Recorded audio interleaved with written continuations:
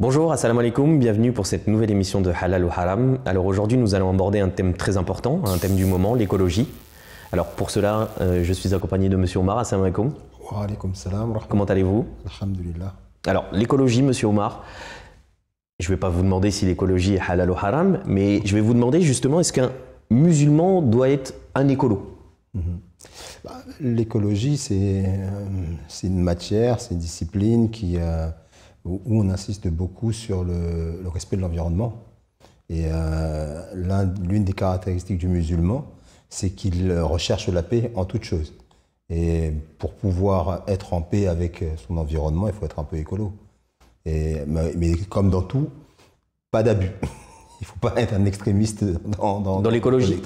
Qu'est-ce que vous voulez dire par abus? En fait, des fois, il faut faire preuve de bon sens. Parce que des fois, il y a des filières, par exemple, qui peuvent se retrouver désavantagées parce que les normes écologiques sont trop strictes vis-à-vis de la concurrence. Donc, il faut arriver à trouver un juste milieu entre le respect de l'environnement et les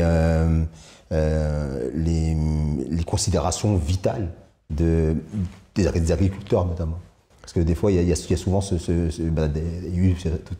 le problème du Mercosur notamment, dont on parle ces derniers mois, avec le fait qu'il y ait des normes très exigeantes pour l'Europe et qu'on veut ouvrir le marché européen à des pays qui ont des normes moins exigeantes et donc finalement sont dans une espèce de concurrence déloyale. Déloyale, voilà. Donc l'idée, c'est pas d'être complètement négligent vis-à-vis des considérations environnementales, mais il faut prendre aussi en considération les réalités et être pragmatique. C'est un peu la position islamique. Alors, je pense à un humoriste quand vous me dites ça, qui justement sur scène dit que les musulmans, surtout les musulmans issus d'Afrique, particulièrement, parce qu'il est d'origine maghrébine, cet humoriste, qui dit que cette population, du moins cette communauté, n'a pas beaucoup d'intérêt à l'écologie. Comment on en est arrivé là, au vu de ce que vous dites, que voilà, un musulman devrait prendre en compte l'écologie, devrait être un minimum écolo. Comment ça se fait que les musulmans d'aujourd'hui sont un petit peu en retrait par rapport à l'écologie, justement? C'est comme je vous dis, c'est que aujourd'hui, c'est un peu comme si le système est fait d'une telle manière que on est tellement allé loin dans le non-respect de l'environnement que finalement, c'est devenu la norme de ne pas respecter l'environnement. Et quand vous êtes dans des pays qui, eux, subissent le système, mais ne sont pas à l'initiative du système, mais subissent ce système-là, eh bien, ils n'ont pas le loisir de pouvoir avoir le luxe d'être écolo. Alors que naturellement, chaque homme est écologique, parce que c'est dans son intérêt que la terre soit fertile et qu'il ne doit pas la surexploiter. Voilà, exactement. C'est dans son intérêt à lui de ne pas couper de ne pas déforester. C'est dans son intérêt. Mais en même temps, lorsqu'il est dans une situation où il est victime justement d'un système injuste et qui doit subvenir à ses propres besoins, eh bien, il est contraint malgré lui d'agir en contradiction avec les exigences du respect de l'environnement. Donc c'est le système tel qu'il a été prophétisé par le Saint-Coran. Parce que le Saint-Coran dit qu'il viendrait un temps où l'homme, la terre rejetterait ses fardeaux. Et quand on parle de rejeter les fardeaux, on parle des minéraux lourds en fait, qui ont été à l'origine de la révolution industrielle et qui a créé une société surindustrialisée qui justement est devenu un véritable ennemi pour l'écologie. Mais comme le système est devenu ainsi, et que ceux qui ne sont pas à l'initiative mais qui le subissent n'ont pas d'autre choix pour se nourrir que de passer par ce système-là, après ça devient un loisir pour eux quand on leur dit non, il faut que vous respectiez certaines règles, sinon on ne pourra pas faire affaire avec vous ou on ne pourra pas consommer vos aliments. Et là je reviens sur la question du Mercosur, qu'effectivement, vu que le système, les autres pays en sont victimes et que eux commencent à l'exploiter. Donc ils n'ont pas intérêt justement à ces mesures très rigoureuses, très contraignantes, même nécessaires, mais il faut se rappeler que si on en est arrivé là, c'est parce que le système a surproduit, a surexploité l'environnement et qu'aujourd'hui, ceux qui ont été au summum de ça, qui sont arrivés au paroxysme et qui se rendent compte qu'ils doivent faire des sacrifices, eh bien, ne rencontrent pas cette compréhension de la part de ceux qui commencent à s'ouvrir à ce système-là. Vous voyez ce que je veux dire? C'est ça la complexité. C'est pour ça qu'après on retrouve ces contradictions-là.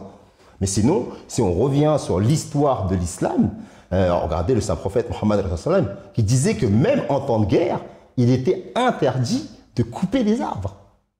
Vous imaginez? Même en temps de guerre, il était interdit de couper des arbres. Vous voyez bien que d'emblée, le musulman, il a un respect, il a un certain égard pour la nature. Parce que pour lui, sa croyance, c'est que la nature, elle a été créée par Allah. Et Allah subhanahu wa ta'ala a fait de lui son représentant sur la terre, a fait de l'homme son représentant sur la terre. Et il lui demandera des comptes de la manière dont il s'est comporté vis-à-vis de ses prochains, vis-à-vis de ses semblables, mais aussi vis-à-vis de la nature qu'il a créée autour de lui. Donc d'emblée, le musulman s'inscrit dans une démarche responsable d'une personne qui va faire bien attention à préserver son environnement. Alors très bien, parce que là, justement, donc on a parlé d'une manière un peu générale, hein, étatique, le commerce. Justement, donc là, vous donniez les exemples du saint prophète, pardon, sallallahu alayhi wa sallam. Justement, d'une manière individuelle. Donc on sait, par exemple, que dans les exemples du saint prophète, sallallahu alayhi wa sallam, au niveau de l'utilisation de l'eau, par exemple, pour les ablutions, pour être plus précis, voilà, il ne faut pas abuser de l'eau. C'était vraiment une utilisation vraiment minime et tout ça. Pourquoi on s'est éloigné? Parce qu'on voit aujourd'hui qu'il y a une surconsommation de l'eau, par exemple, parce que là, on est vraiment dans le thème de l'écologie. Pourquoi les musulmans ont oublié ces enseignements qui sont hyper importants et qui peuvent engendrer des problématiques pour nos enfants, nos petits-enfants ou les enfants de nos enfants? Pourquoi on n'a pas mis l'écologie au centre de l'éducation de nos enfants? Je ne dirais pas que ce sont les musulmans seulement qui sont concernés. Effectivement. C'est l'individu en règle générale. L'individu aujourd'hui, il est victime de la société de consommation. Et si maintenant l'écologie revient au premier plan, ou tente de revenir au premier plan, parce qu'il y a une grosse résistance quand même, c'est parce qu'on a été tellement loin dans l'exploitation justement de la nature. Et on se rend compte, et maintenant ça a des conséquences même dans l'alimentation. Dans les années 70, on dit que c'était une révolution, on finirait par manger que des pilules au lieu de manger la vraie nourriture, mais on y est aujourd'hui. On y est, tout ce qu'on mange, c'est chimique. Et on se rend compte à quel point c'est quelque chose qui est néfaste pour notre santé. Mais c'est ce qui est le moins cher. Et donc finalement, on va pour des considérations économiques ne pas être regardant sur ces questions-là. Et tout le monde, pas seulement les musulmans. Et c'est parce que justement économiquement c'est meilleur marché, et vu que la vie est devenue de plus en plus chère, qu'on estime que c'est un luxe d'avoir de l'égard pour l'environnement ou d'être attentionné par rapport à ce qu'on va manger, être attentionné par rapport au respect de la nature. On va penser que c'est un luxe alors qu'en vérité c'est vital.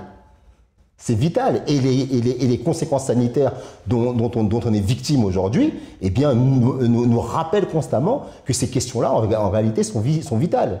Et comme on est arrivé au bout du bout de la société de consommation, on le réalise. Et donc, des voix aujourd'hui s'élèvent pour le dénoncer. Mais malheureusement, comme la machine a déjà été lancée depuis longtemps et que le système tourne de cette manière-là, même ceux qui veulent s'en extirper, à part de manière individuelle, eh bien, ils sont pris dedans, en fait. Et justement, donc vous dites que, et ça va être ma dernière question, vous dites que des voix s'élèvent. Pourquoi il n'y a pas de représentants musulmans, de grands cheikhs, des grands imams, qui ne prennent pas la parole par rapport à cette problématique-là, à cette thématique-là? Donc il y a la fameuse Eva Gunberg, je crois, qui a un espèce d'étendard de l'écologie. Greta, pardon, bien, effectivement. Pourquoi justement les représentants musulmans ne lèvent pas la voix ou ne se montre pas par rapport à ce sujet-là, qui fait qu'on sent que voilà, on est un petit peu en retrait par rapport à cette thématique-là? Déjà, on peut pas parler on peut pas parler d'un représentant, parce que vous savez, malheureusement aujourd'hui, les musulmans ne sont pas unis, mais il y a des initiatives quand même qu'on peut retrouver ça et là. Par exemple, en Indonésie, qui est le pays le plus grand pays musulman, le pays où il y a le plus de musulmans dans le monde. Je sais qu'il y a des actions qui sont faites pour pour l'environnement. J'avais vu un reportage, j'ai plus en tête vraiment ce qu'ils avaient fait, mais ils avaient fait des choses assez intéressantes, notamment avec l'énergie solaire. Hein, qu'ils avaient utilisé pour l'alimentation, l'électricité de leur mosquée, ou voilà, des initiatives de ce genre qui sont faites.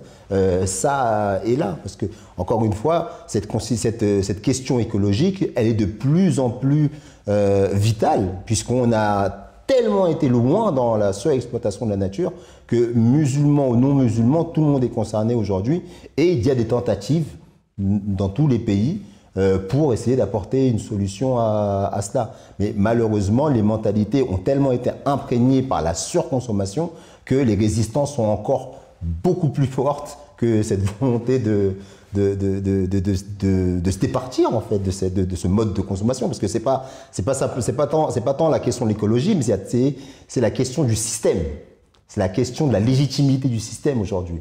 Et aujourd'hui, si on vit une époque remplie de crises économiques, crise sociale, de guerre.